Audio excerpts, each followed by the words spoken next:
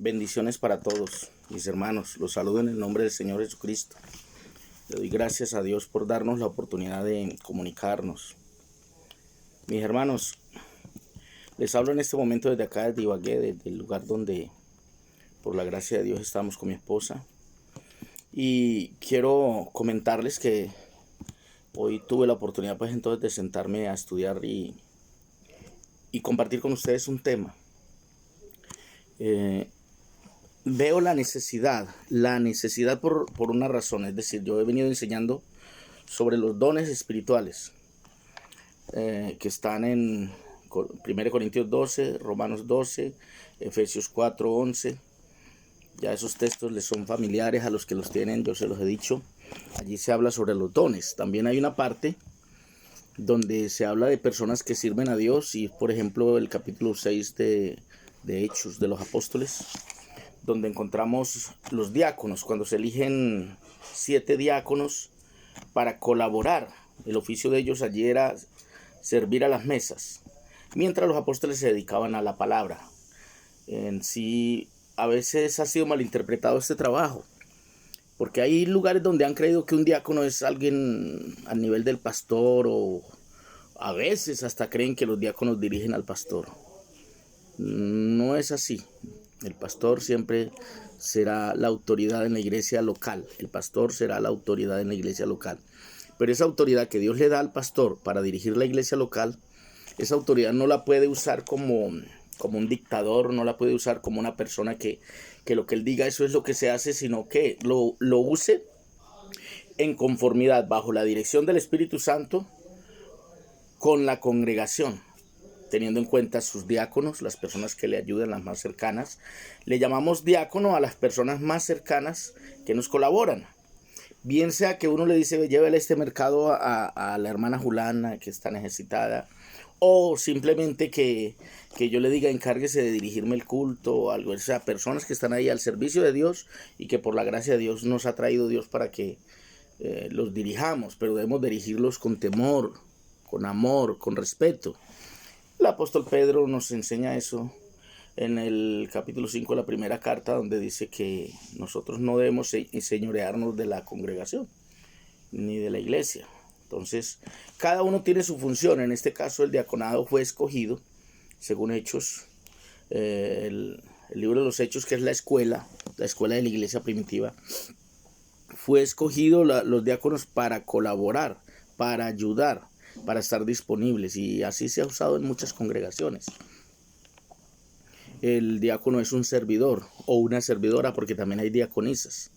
Bueno, hermanos, ahora ese no es el tema del diaconado, también hay que darlo y me gustaría compartirlo, pero hoy sobre todo quiero hablar de este tema. Yo les voy a mostrar aquí, por eso quise hacer el video.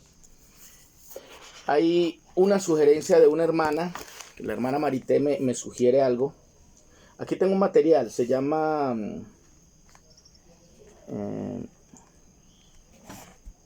nosotros le llamamos las cartillas de Refam, y la palabra Refam quiere decir reuniones familiares de amistad. Este material fue elaborado por la Iglesia Pentecostal Unida.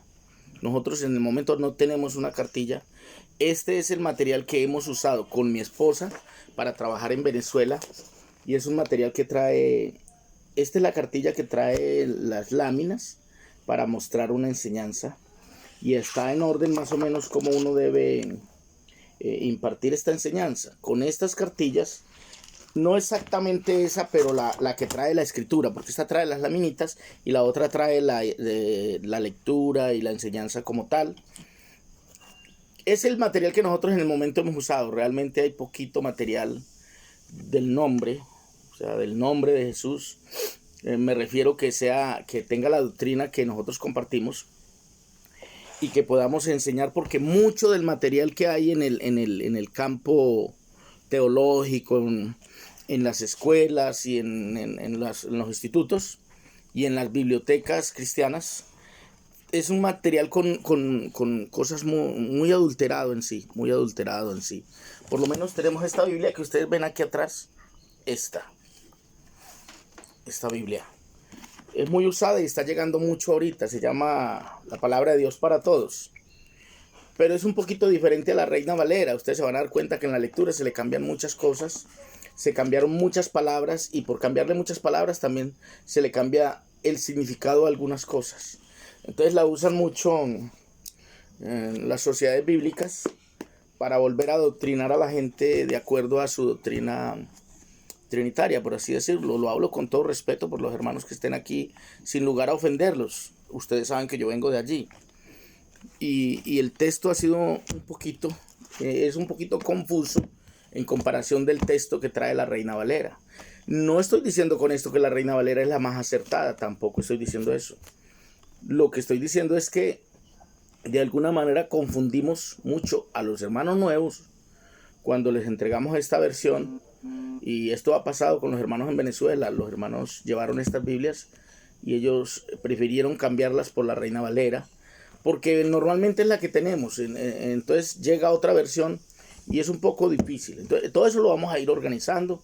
Yo sé que cuando ya tenemos el conocimiento, el entendimiento, no nos afecta ninguna versión. Yo se lo puedo decir en el nombre del Señor Jesús, porque tenemos el conocimiento. Cuando uno ya tiene el conocimiento, nada le va a mover del conocimiento que uno tiene o de lo que por el Espíritu uno siente que es lo correcto, porque la Biblia dice que el Espíritu Santo nos guía a toda verdad. Hermanos queridos, una hermana nos sugirió, la hermana Marité. Saludos para usted, hermana, allá donde se encuentra en Ecuador, y para su apreciada hija. Sé que están laborando. La idea inicial, cuando escuché que usted se iba para allá, le dije, no, pues con usted podríamos trabajar allá. Y si así continúa todavía el deseo, el anhelo o la visión de parte de Dios, podríamos hacerlo.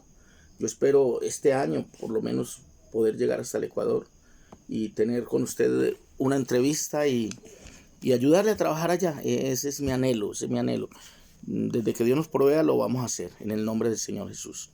Y pues tendremos la visita ya en el Ecuador. Y la hermana Marité me dice que sería bueno que le enseñáramos a los hermanos, porque ya hay unos que están laborando, están enfrentados ya. No están en una congregación esperando aprender para hacer, sino que hay unos que ya están haciéndolo. Entre ellos la hermana Marité, entre ellos también tenemos al hermano de Santa Marta, al hermano Lorenzo, que ya tiene un lugar donde le toca ir a atender ese grupo, y por consiguiente muchos de ellos, algunos ya saben trabajar, otros necesitan aprender un poquito más. La verdad es que siempre necesitamos aprender, siempre, todos. Perdón, ya saben que he estado un poco afectado, pero ahí vamos, hermanos, ya estamos mejorando. Este tema que voy a desarrollar hoy, es como tratar de decirles que para ir a enseñarle a las personas nuevas, nosotros debemos llevar un tema y llevar, ojalá, un orden en la medida de lo posible. ¿Por qué? Porque cuando vamos a tratar con las personas nuevas, por lo general debemos iniciar con algo, dependiendo de lo que haya, dependiendo de lo que ellos tengan, de lo que ellos hasta el momento, porque uno se dará cuenta, perdón, yo organizo esto, uno se dará cuenta si la persona tiene conocimiento o no. Lo primero que uno hace es, usted ha asistido, se ha congregado en algún lugar, uno visita. Vamos a empezar de comienzo. Entonces sería así. Bendiciones, o Dios los bendiga, como uno salude. Vengo por aquí con el propósito de compartir con ustedes una palabra, la palabra de Dios. Vengo con anhelos de compartir con usted las escrituras. Le gustaría que estudiáramos la Biblia. Hay personas que te van a decir que no. Otros se van a alegrar y van a decir, qué bueno, sí. Qué bueno, sí. Lo hago aquí o lo hacemos en otro lugar. Hay un lugar donde usted pueda prestarme unos minutos de su tiempo. Y la persona por lo general te va a mandar pasar o te va a sacar una sillita y se va a sentar a escucharte. Cuando eso pasa, inmediatamente tú le vas a decir, no vas a dar el mensaje de una, vas a entablar un diálogo. Permítame, le hago unas preguntas. Usted es tan amable, me dice, ¿usted se ha congregado en algún lugar? ¿Ha asistido a alguna congregación? Y ahí, con esa pregunta, tú te das cuenta si la persona tiene conocimiento ya de la palabra o no. Te va a decir inmediatamente, no, sí, yo asisto a la iglesia católica en tal parte. Ya vas a saber que cómo trabajar con esa persona. Pero si te dice, no, sí, claro, yo he ido a los cultos, ¿a qué organización? No diga a qué iglesia, porque tenemos que ir cambiando cierto vocabulario, y eso lo voy a enseñar esta semana sobre qué es la iglesia. En qué lugar te congregas, o cómo se llama el lugar donde tú te congregas. Entonces te va a decir, no, el movimiento misionero, la Wesleyana, te va a decir nombres de organizaciones. Y de acuerdo al nombre que te dé, tú vas a saber si es del nombre o practica la doctrina trinitaria.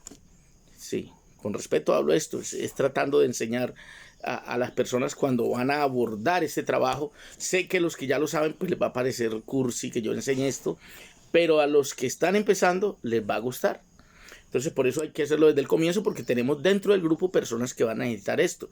Y ojo, no solo personas que lo van a necesitar, a las que tú les vas a enseñar, porque esa es la idea, que tú también enseñes, le vas a enseñar. También si ves la necesidad, le enseñas desde el comienzo. Por eso yo quiero plasmar esta enseñanza hoy así. Entonces, en ese primer diálogo tú te enteras de qué organización es. Y cuando te enteras, porque si te dicen, no, sí, yo iba a la Pentecostés Internacional, o iba a la Pentecostal Unida, o iba a la Apostólica, entonces ya tú sabes, ¿es del nombre o no es del nombre? ¿Es unicitario o no es unicitario? Listo. Dependiendo de eso, es muy importante saber eso, porque dependiendo de eso tú das la enseñanza. Te va a decir, yo iba a los testigos de Jehová, yo iba a los adventistas, etcétera. Entonces, ahora otros te van a decir, no, si yo voy a tal lugar. Ahí te encuentras con un conflicto. ¿Por qué? Porque si la persona, tienes que examinar más si la persona está siendo miembro activo de algún lugar. Si es miembro activo y está, pues lo que te toca en ese momento es compartir con la persona un saludo de ánimo, no llegar a atacar lo que tiene. Ese es el primer error que una persona comete, llegar a atacar lo que la persona tiene. Cuando tú atacas lo que tiene, así sea católico o así no sea nada, estás creando un rechazo inmediato. Tú tienes que llegar con amabilidad, con cariño, mostrando el amor que hay en ti, porque se supone que eres tú el que llevas el amor de Dios. Y el amor tuyo debe valer para mostrar tu amor hacia otros, independientemente de su religión, de donde esté, no importa. Mostrar lo que hay en nosotros, lo primero. Entonces, cuando tú muestras lo que hay en ti, y hay amor, hay cariño, y tratas a los demás con ese respeto que tú también te mereces, con ese cariño que te gustaría que te dieran a ti, porque mire la doctrina de Jesús: tratad a los demás como queréis que os traten a vosotros. Yo debo tratar a los demás como me gustaría que me trataran. Entonces yo no llegaría atacando, porque es feo. Hemos visto la gente que llega atacando lo que uno tiene. Lo primero que se siente es el deseo de tirarle la puerta en la cara. Perdóname. Entonces no provoques eso. Entonces ya dependiendo de este entorno que estás observando, porque observas en las paredes y todo eso, pero no critiques. Si ves un cuadro, si ves una imagen, no critiques eso, que ahí es el error, se cometió muchas veces. Yo lo llegué a cometer hace muchos años, hace más de 20 años, más de 30 años, 35, 40 años cuando empecé. Iba con personas, no lo hice yo, pero veía eso tan mal que, ay, mire, usted tiene esa imagen ahí, usted no sabe que eso es idolatría, tal. Así no. Entonces se perdía el trabajo, no, nos rechazaban, no nos volvían a recibir. Entonces se tuvo que cambiar a través de muchos años, hemos aprendido y hemos cambiado de estrategia para trabajar. Se necesita mejorar la estrategia de trabajo. ¿Por qué? En vista de la necesidad que hay allá afuera. La primera necesidad que tiene la gente es que haya amor en los que compartimos, en los que decimos tener a Dios, que es amor. Si no ven en nosotros esa cualidad, ese don tan importante, que es además fruto del Espíritu y que es el primer fruto, amor, la gente no podrá confiar en nosotros, no podrá abrirnos su puerta, mucho menos su corazón. Entonces, dependiendo de ese diálogo, ya tú sabes con quién vas a dialogar. Si te das cuenta que es una persona que no tiene conocimiento de la palabra de Dios, la primera lección sería: ¿qué es la Biblia? Aquí está. ¿Qué es la Biblia? Yo sé que tú no tienes este material allá, pero bregaríamos a conseguirlo, ¿sí? Esta es una forma. Otros, tú misma puedes prepararlo. Yo te mando foto una fotico de cada lámina y tú preparas allá la clase. Este tema se llama la Biblia. ¿Qué significa Biblia? ¿Qué significa la palabra Biblia? ¿Qué significa? Entonces, esto es fácil de grabárselo, ¿cierto? Pero aquí está plasmado. La palabra Biblia viene del griego biblos, que significa libros o colección de libros pequeños. Eso es todo.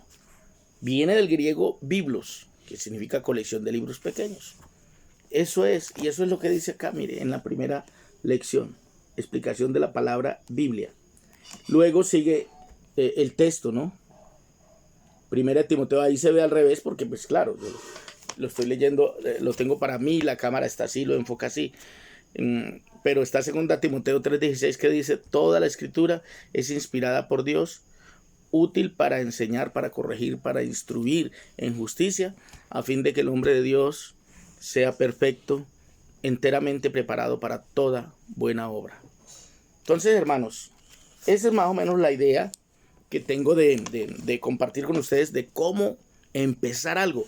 Porque decía la hermana Marité, y ella tiene muchas razones, así se comienza una congregación. Cuando uno empieza dialogando, así sea con una persona, luego dos, luego una familia, luego 2, 3 familias, y así es que comienza la congregación. Todos hemos empezado así, con una persona.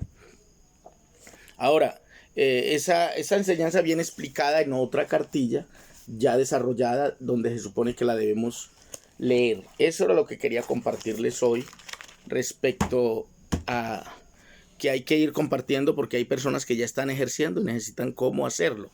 ¿Cómo hacerlo? Ahora hay pastores que tienen este material. Hay hermanos a los que yo les entregué este material en Venezuela. Lo deben tener casi todos los pastores. Si no lo tienen, o si ustedes tienen una mejor opción allá de enseñanza, pastores, si ustedes tienen un material mejor, por favor compartámoslo. La idea no es guardar ese material que llega a nuestras manos, sino compartirlo a fin de que llegue a las personas que también lo necesitan. En este caso, los hermanos que nos colaboran, los hermanos que nos ayudan, tenemos que aprovisionarlos del material para ellos. O sea, si podemos. A veces ellos mismos lo hacen, consiguen su material. Yo recuerdo, y lo digo a manera de, cierro paréntesis para decir esto. Cuando empezamos en Venezuela, nuestros primeros discípulos eran un joven llamado Edgar. Él venía de otra congregación, Restauración Pentecostal. Y ese muchacho nos ayudaba, a veces salía con nosotros al evangelismo. Y en ese momento no teníamos ningún material todavía. Pero después me hice a este material. Este material ya me tocó renovarlo. Allá tenía unas cartillitas un poquito más ajadas. Ajadas, dañadas, deterioradas. Pero las mandé fotocopiar. Y lo compartí con un grupo porque yo formé un grupo de trabajo. Allá recordarán los que hoy son pastores y algo otros que están como colaboradores. Entre ellos la hermana Elizabeth, que es una colaboradora muy, muy eficiente. Y algunas otras hermanas, Ana María, etcétera, etcétera, varias que han sido colaboradoras muy eficientes de nuestro trabajo, del trabajo que hemos desarrollado. Porque así hay hermanos en la casa, en la casa de Dios, forman parte del cuerpo de Cristo. Y que son tan útiles en la iglesia, que tienen conocimiento. Uno quisiera ponerlos de pastores, pero a veces son más útiles ahí, ayudándole a uno, y a veces es más fácil para ellos. Y no porque uno no quiera enviarlos, porque el crecimiento exige que nosotros nos soltemos de algunos hermanos que tenemos, que son muy colaboradores, pero que nos serían más útiles abriendo otro grupo en otra parte de la ciudad, a fin de crecer más, para después juntarnos otra vez en determinadas ocasiones. Por decir algo, esa persona atiende en ese grupo allá 2 o 3 veces a la semana, y el día sábado nos reunimos todos en un lugar. A veces eso suele dar mejor crecimiento a la iglesia, a la congregación. Ahora, respecto al trabajo con los Refam o Redil, que son 2 nombres. Redil es un grupo pequeño. Refam es una reunión familiar de amistad que se hace en cualquier casa de un vecino, de un amigo, de una persona a la que nosotros nos la encontramos en el bus, en el mercado, donde sea, y le dijimos, ¿a usted le gustaría que fuera a su casa para que estudiáramos las escrituras, para que estudiemos la Biblia? ¿No le gustaría que nos diéramos cuenta a ver qué dice la Biblia respecto a todo lo que está pasando, etcétera, etcétera? Ese es un gancho para llegar. Se le habla del acto y hay personas que dicen, sí, a mí sí me gustaría. Entonces ya uno con esa persona concreta la hora, el día, la fecha. Y ojalá le tome su número telefónico para llamarle mucho antes de ir. Oiga, me recuerda que teníamos una cita, etcétera. A usted sí le gustaría entonces que fuéramos. Ahora, si usted no puede ir, usted debería llamar y decirle, mire, se me dificulta porque me salió una diligencia así, así, no puedo estar, para no quedar mal.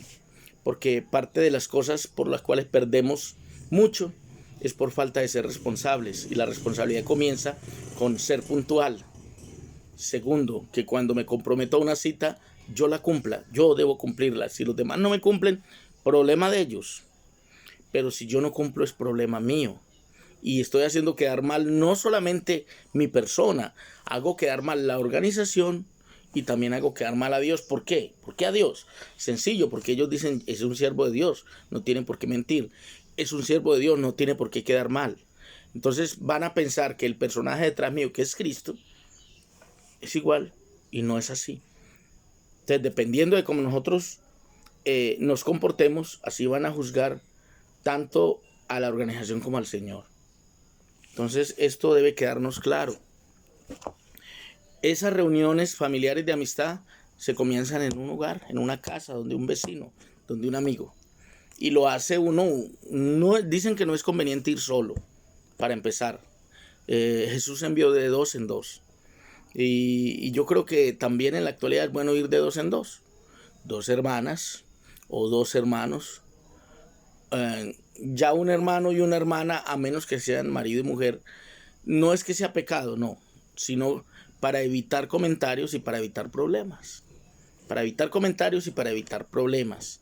¿En qué sentido? Bueno, en el sentido de que te van a juzgar. ¿Será el marido? ¿Será el esposo porque andan juntos? Etcétera, etcétera.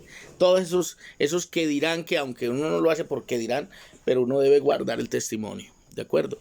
Entonces, por lo general, el esposo con esposa, o un hermano invita a un hermano de la iglesia que lo acompañe, etcétera, para ir de 2 en 2. ¿Por qué de 2 en 2? ¿Y por qué no es conveniente uno solo? Es bueno explicar esto. Ustedes son líderes y deben saber esto. A veces llega uno a lugares donde hay una mujer sola. Y esa mujer sola, en ese momento, o puede sentir temor de recibirte a ti solo, o se puede sentir muy alegre de recibirte solo. Y se puede prestar porque el enemigo es puerco, el enemigo es cochino. Y puede causar alguna impresión allí, algo raro, y que la persona te seduzca, o tú, sin seducir, te pueden acusar de que tú llegaste a seducir y dijiste esto y dijiste lo que no dijiste. Pero si hay un testigo, si hay otra persona allí, va a ser más difícil que te acusen de cosas que tú no hiciste. Y va a ser más difícil que el enemigo te haga caer porque vas a tener la compañía de alguien. Y es muy importante que la persona que nos acompaña sepa por lo menos orar. Y que mentalmente, mientras tú estás hablando, si eres el que va a hablar, esa persona, antes de ir, ustedes se van a organizar, va a estar orando en voz baja o mentalmente. Mentalmente, para que no te vean que estás hablando ahí, reprendiendo, atando espíritus y eso, porque el enemigo se pone a obstaculizar el trabajo. O si bien es cierto, son 2 hermanos que ya conocen la Biblia, pues mientras el uno está hablando, el otro está buscando las citas y se las pone a la persona y le dice, ve, aquí dice, ran, y le va mostrando, y le va mostrando. Es muy importante que la persona vea en la Biblia. Ahora, lo primero que debes hacer antes de empezar un trabajo de eso es, usted tiene Biblia en su casa. Y si tiene, excelente, sáquela.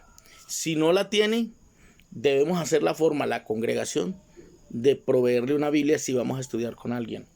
Mientras tanto, si no tenemos, que hay países donde es muy difícil conseguir una Biblia sencilla, entonces le vamos a mostrar en nuestra Biblia. O vamos a llevar una Biblia adicional para prestarle a la persona para que la lea. Si sabe buscar bien, y si no, esa es la función del compañero, del acompañante. Mostrarle en la escritura donde usted le está enseñando, donde el otro le está mostrando, le está diciendo que lea. Si bien es cierto, tienen una sola Biblia, entonces abre la Biblia, le muestra, la persona lee y usted vuelve y la pone. varias formas de aprender. Esto es algo básico, muy sencillo, pero que es necesario compartirlo en vista de que en el grupo tenemos hermanos que necesitan arrancar desde lo sencillo, desde lo básico. Y espero que los que ya saben y conocen no se me cansen por esto. Recuerden que así fue el comienzo. Y a algunos nos tocó aprender más difícil porque nadie nos enseñó, nadie nos explicó, sino que nos tocó aprender así como dicen por ahí, a la topa tolondra, como pueda. Yo recuerdo, y aquí hay lugar para una anécdota, recuerdo que la primera vez que en la congregación donde yo asistía hubo necesidad de que se le enseñara a los niños, no había una maestra. Yo estaba empezando la vida espiritual y luego me pidieron el favor, hermano, es tan amable y nos ayuda con los niños. Y yo no sabía ni qué hacer con los niños. Me dijo, ¿y qué hay que hacer con ellos? Yo pensé que era ir a jugar una ronda con ellos. Y me dijeron, no, hermano, hay que darles la clase. Ah, pero es que yo no tengo, no le hace, abren la Biblia y busque ahí un texto y enséñeles. Y me fui con esos niños, hermano, y la verdad eso me hicieron sudar, porque yo no tenía nada. Entonces comencé a buscar en la Biblia y busqué un tema por ahí, porque yo no sabía en ese momento qué buscar, y vi la necesidad, perdón, vi la necesidad de que uno fuera preparado. Luego después hubo oportunidad de prepararnos como maestros, y lo primero que hice fue matricularme o anotarme en clases para trabajar con los niños, y aprendí, y vi que era muy difícil al comienzo por no tener un conocimiento, y esa es la razón por la cual estoy aquí dando esta sencilla enseñanza, algo que es sencillo y básico para muchos de nosotros, pero para una persona que está empezando va a ser de gran ayuda. Porque cómo se prepara también una clase de niños, ya les dije, se busca una cita bíblica, uno piensa en un tema, ¿qué le quiero enseñar a los niños? Por decir algo, voy a ponerles un ejemplo. Les voy a enseñar que el amor de Dios es muy grande y que Dios los ama. Entonces, ¿qué busco? Mismo me busco un coro. El amor de Dios es maravilloso. Listo, ya tengo el coro, voy anotando en un cuadernito. Coro para los niños. ¿Qué texto busco? Porque de tal manera amó Dios al mundo que ha dado su Hijo unigénito para que todo... listo. San Juan 3:16. Listo, ya tengo el texto. ¿Y qué les hablo? Una anécdota. Voy a hablarles de una anécdota. ¿De qué les hablo? Entonces busco de pronto una imagen, algo, una represa, una cascada, una foto del mar, las olas del mar, qué sé yo, alguna maravilla de lo que Dios creó. Y mostrarles que Dios creó todo esto para nosotros, para que lo disfrutáramos, etc. Y entonces ahí ya voy formando la clase para los niños, de acorde a los niños. Para ellos hay que usar muchas material, dibujos, ilustrarles la clase. Entonces toca llevar material, una hojita para que ellos rellenen, escriban de acuerdo a la edad también que tengan, porque ya cuando son grandecitos les gusta mucho las sopas de letras y las cosas que les ayudan a desarrollar la inteligencia, etc. Y se elabora una clase para los niños, hermano. Asimismo, como preparas una clase para los niños, casi siempre hay que preparar una clase para los adultos. ¿En qué sentido? Que a ellos les preparo también una lección para que parezca así, si quiero, así como estas, como cualquiera de estas, ¿sí?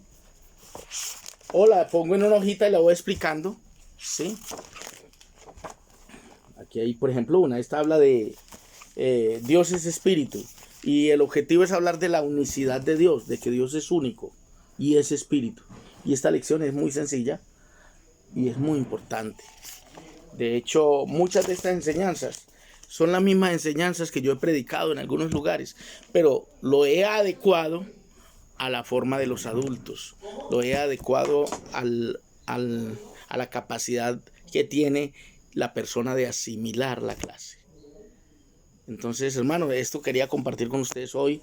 Si hay preguntas, ustedes pueden hacerlas y estoy para responder. Recuerden eliminar lo que no les sirva para que no se les llene ese grupo, o en su celular no se llene de tanta información que posiblemente usted no necesite. Bendiciones para todos, los amo en el amor del Señor.